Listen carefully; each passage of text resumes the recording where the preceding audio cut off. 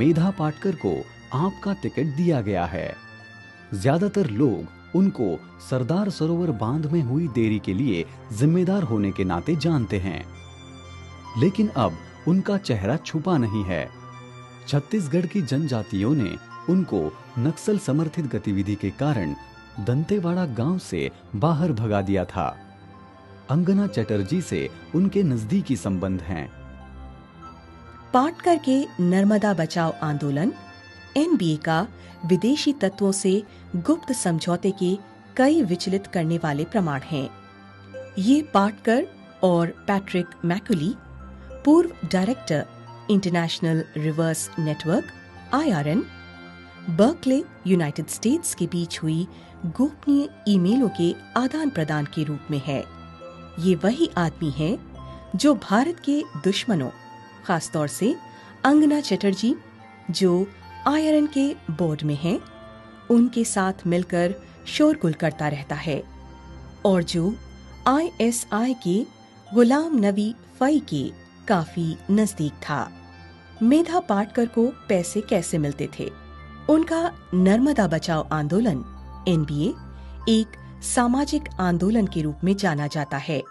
Supreme court ने टिप्पणी की है कि एनबीए एक रजिस्टर्ड संस्था नहीं है, तो इसे धन कैसे मिलता है, इसके खर्चे कैसे चलते हैं? जैसा कि हमने देखा है, एनबीए जिसका अंतर्राष्ट्रीय संबंध है, उसके पास अपनी कोई वेबसाइट भी नहीं है। विदेशी स्रोत इसके समर्थित समूहों को धन उपलब्ध कराते हैं, लेकिन कौन से विदेशी स्रोत?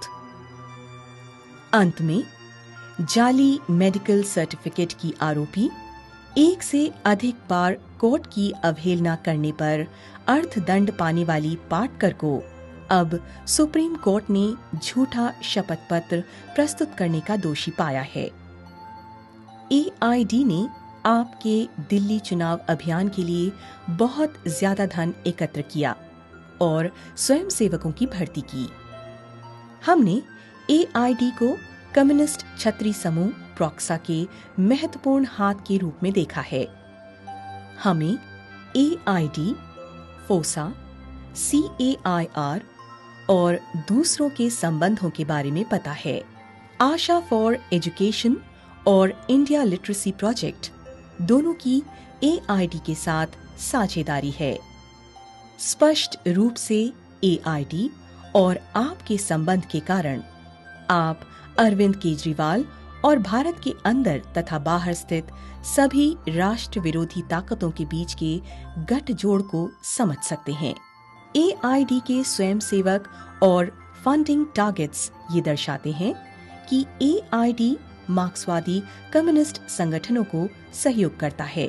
एआईडी अधिकतर रूप से भारत में उन समूहों को प्रायोजित और उनके साथ काम करता है जो अतिवादी कम्युनिस्ट आउटफिट्स हैं, जैसे TNSF, AIDWA, DYFI, PWA group, AIDWA या all India democratic women association.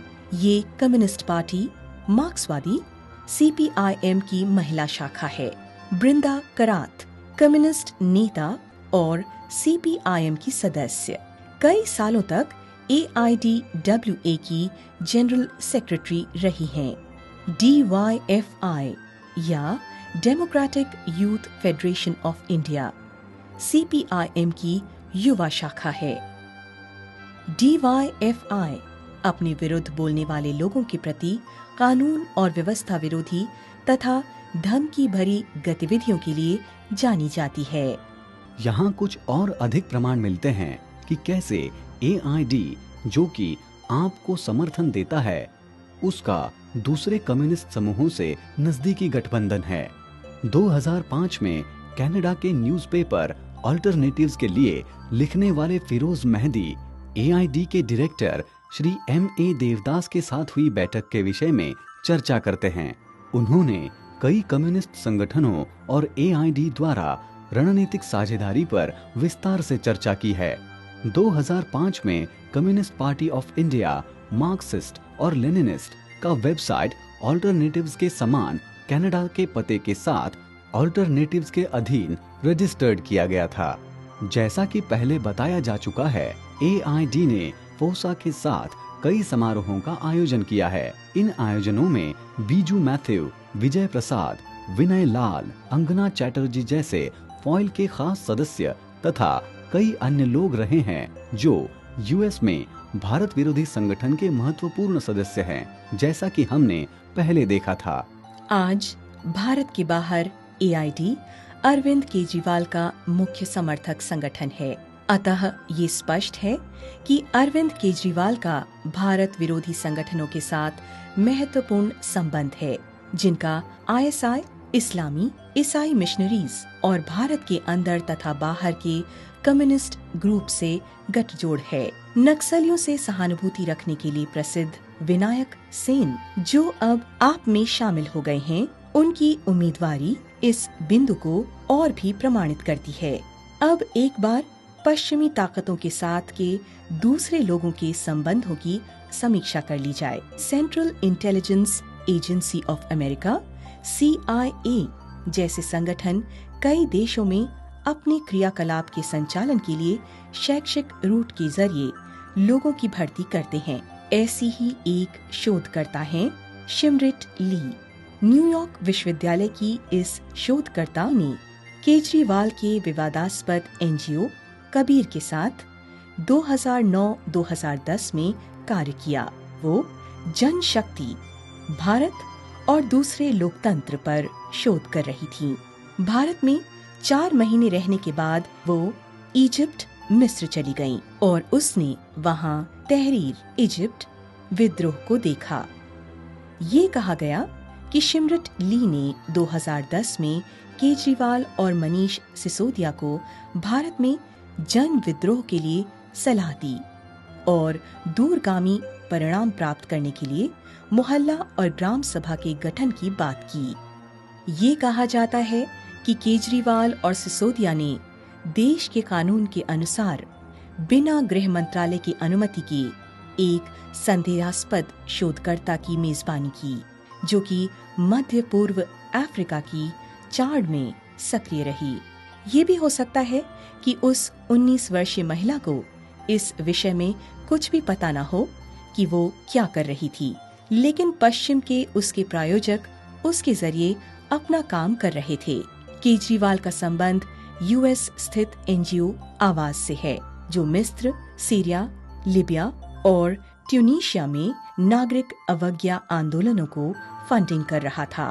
Kejriwal ने परिवर्तन और कबीर दोनों के वेबसाइट को बंद करके इन अधिकांश जानकारियों को तब छुपाने का प्रयास किया जब ये जांच के घेरे में आया। कबीर को दिए फंड के विवरण सहित प्रमुख फंडिंग स्रोत फोर्ड फाउंडेशन को 2012 में इसकी वेबसाइट से हटा दिया गया।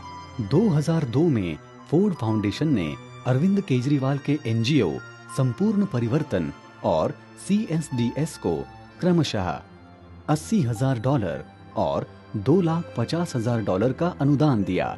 अरविंद केजरीवाल के मुख्य सहयोगी योगेंद्र यादव CSDS के अधिकारी रहे हैं। केजरीवाल को ये फंडिंग एक आपराधिक गतिविधि थी, क्योंकि 2002 में वो एक सरकारी कर्मचारी थे।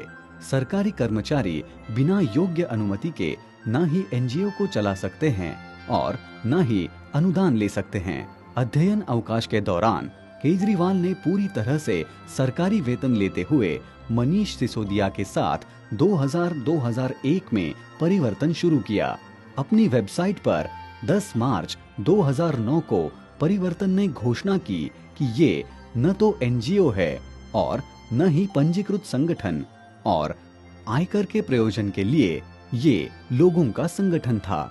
हालांकि 2002 में वेबसाइट ने घोषणा की कि ये संगठन सोसाइटी रजिस्ट्रेशन एक्ट 1860 के तहत पंजीकृत है और IT एक्ट के 12A के 80G के तहत आयकर से मुक्त है। ये स्पष्टतः भारत और भारत के लोगों के साथ धोखाधड़ी है। केजरीवाल ने परिवर्तन से हटकर एक दूसरी NGO कबीर की स्थापना की। दस्तावेजों के अनुसार कबीर की स्थापना 15 अगस्त 2005 को हुई थी। ये भी अवैधानिक था क्योंकि तब केजरीवाल सरकारी नौकरी में थे। कबीर दृढ़तापूर्वक दावा करता है कि एनजीओ ने अपना संचालन 15 अगस्त 2005 को शुरू किया, जिसमें फोर्ड फाउंडेशन का योगदान 43.5 लाख रुपए था, जबकि फोर्ड फाउंडेशन के वार्षिक रिपोर्ट का दावा है कि उसने कबीर को 15 जुलाई 2005 को $1,72,000 का अनुदान दिया। ये केवल षड्यंत्रकारी ही नहीं है कि फोर्ड फाउंडेशन ने कबीर को इसके शुरुआती सालों में फंडिंग की, बल्कि इसकी स्थापना के 1 महीना पहले ही अनुदान दिया। ये जालसाजी कबीर और फोर्ड फाउंडेशन के 2 अभिलेखों से स्पष्ट है, जो कि नीचे दिया गया है। कबीर ने अपने वार्षिक रिटर्न्स में दिखाया है कि उसने 2005 और 2011 के बीच फोर्ड फाउंडेशन से 2 बार में 75,54,006 रुपए प्राप्त किए। ये ध्यान देने योग्य बात है कि उसी समय केजरीवाल की राजनीतिक गतिविधियों के लिए अवैध विदेशी फंडों के विषय में कई प्रश्न उठाए गए थे। जांच के घेरे में आने पर 2012 में अचानक कबीर और परिवर्तन ने अपनी वेबसाइट बंद कर दी। कई पश्चिमी स्रोतों द्वारा उदार फंडिंग के बाद केजरीवाल ने 2006 में सरकारी नौकरी से त्यागपत्र देने का निर्णय लिया। सबसे बड़ी धोखाधड़ी ये है कि दानकर्ता संगठन जिन्होंने केजरीवाल के तथाकथित एनजीओ को अनुदान दिया, वही उनके मैग्सेसे पुरस्कार में निर्णयकर्ता थे। इसमें CIA शामिल है।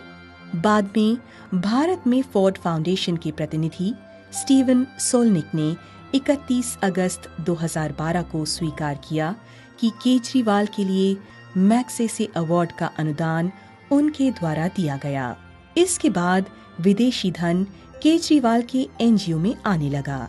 बियॉन्ड हेडलाइंस नामक एक वेबसाइट द्वारा दायर RTI के जवाब के अनुसार केजरीवाल के एनजीओ कबीर को धन देने वाले विदेशी सहायकों में फोर्ड फाउंडेशन 86,61,742 रुपए, PRIA 2,37,035 रुपए, मंजुनाथ षणमुगम ट्रस्ट 3,70,000 रुपए, डच एम्बेसी 19,61,968 रुपए, association for India's development 15 lakh रुपए, इंडियाज फ्रेंड्स एसोसिएशन 7,86,500 रुपए, यूनाइटेड नेशंस डेवलपमेंट प्रोग्राम 12,52,742 रुपए थे, जबकि 2007-2010 के बीच व्यक्तिगत अनुदान द्वारा 11,35,857 रुपए जमा किए गए। क्या ये केवल एक संयोग मात्र है कि अपने सरकारी कार्यकाल के दौरान केजरीवाल ने दिल्ली के बाहर कभी कार्य नहीं किया और उनकी इस दलाली में कोई और नहीं बल्कि सोनिया गांधी मदद करती थी? ये अब अच्छी तरह से पता हो चुका है कि उनका कांग्रेस पार्टी से मजबूत गठबंधन है। क्या आप भ्रष्टाचार के लिए चिंतित हैं? क्या आप राष्ट्रीय सुरक्षा के विषय में चिंतित हैं? कई राष्ट्र विरोधी शक्तियों के साथ अरविंद केजरीवाल का संबंध मात्र एक राजनीतिक डर नहीं है, अपितु इस देश के लिए सुरक्षा का डर है। उनका मुख्य उद्देश्य भारत को अस्थिर करना है तथा विदेशी एजेंडा को लागू करना है।